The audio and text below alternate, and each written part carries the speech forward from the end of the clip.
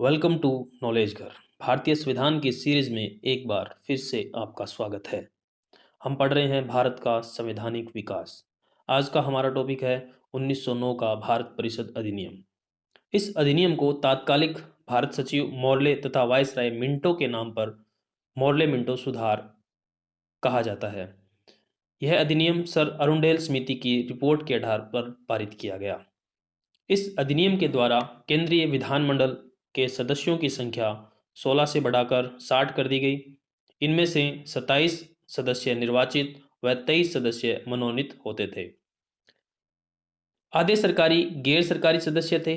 प्रांतीय विधान परिषद मुंबई, मद्रास एवं उत्तर प्रदेश व बंगाल के सदस्यों की संख्या बढ़ाकर 50 कर दी गई और छोटे प्रांतों के लिए यह संख्या 30 कर दी गई।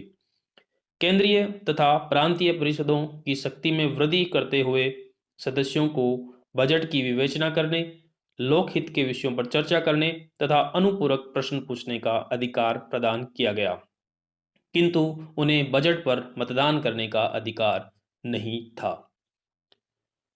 इस अधिनियम के द्वारा भारत में प्रादेशिक चुनाव हेतु व्यावसायिक और सांप्रदायिक प्रतिनिधित्व प्रणाली को अपनाया गया। निर्वाचन के लिए 3 प्रकार के निर्वाचक मंडल का प्रावधान इस अधिनियम द्वारा किया गया। ये 3 प्रकार के निर्वाचक मंडल निम्न थे: सामान्य, वर्ग विशेष और विशेष। वर्ग विशेष में जाति के आधार पर और विशेष में जमींदार आदि को शामिल किया गया। 1909 के अधिनियम की सबसे बड़ी विशेषता यह थी कि इसमें मुसलमानों के लिए पृथक निर्वाचक मंडल तथा पृथक मताधिकार दिया गया। मुस्लिमों को दोहरा मताधिकार दिया गया तथा वे सामान्य निर्वाचन में भी भाग ले सकते थे। पृथक निर्वाचक मंडल के बारे में लॉर्ड मिंटो ने लॉर्ड मोरेल को एक कथन कहा कि हम नाग के दांत बो रहे हैं और इसका फल भीषण होगा। यह कथन पृथक निर्वाचक मंडल के बारे में लॉर्ड मिंटो द्वारा कहा गया। 1909 के अधिनियम द्वारा भारतीयों को विधि निर्माण तथा प्रशासन दोनों में प्रतिनिधित्व प्रदान किया गया तथा गवर्नर जनरल की कार्यकारी परिषद में सत्येंद्र प्रसाद सिन्हा को कानूनी सदस्य के रूप में नियुक्त किया गया।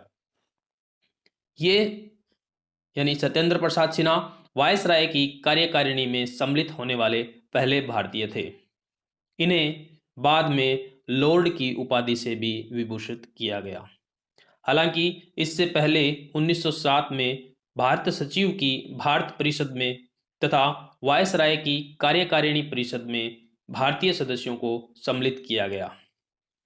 ये 2 भारतीय सदस्य निम्न थे: केसी गुप्ता तथा सैयद हुसैन बिलग्रामी। केसी गुप्ता तथा सैयद हुसैन बिलग्रामी को इंग्लैंड स्थित भारत परिषद में नियुक्त किया गया था।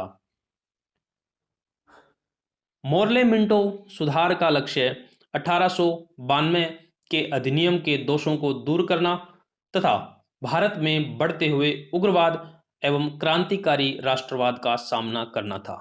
सरकार की मंशा यह थी कि सांप्रदायिकता को भड़काकर उग्रवाद तथा क्रांतिकारी राष्ट्रवाद का दमन कर दिया जाए। अर्थात सरकार चाहती थी कि भारतीय लोग सांप्रदायिक हो जाएं और अपनी जो क्रांतिकारी राष्ट्रवाद की नीति है उसे भूल जाएं। इसीलिए पृथक निर्वाचक मंडल की स्थापना की गई थी। अगर आपको यह वीडियो लेक्चर अच्छा लगा है तो वीडियो को लाइक करें, शेयर करें, चैनल को सब्सक्राइब करें और हमारे साथ जुड़े रहें। धन्यवाद।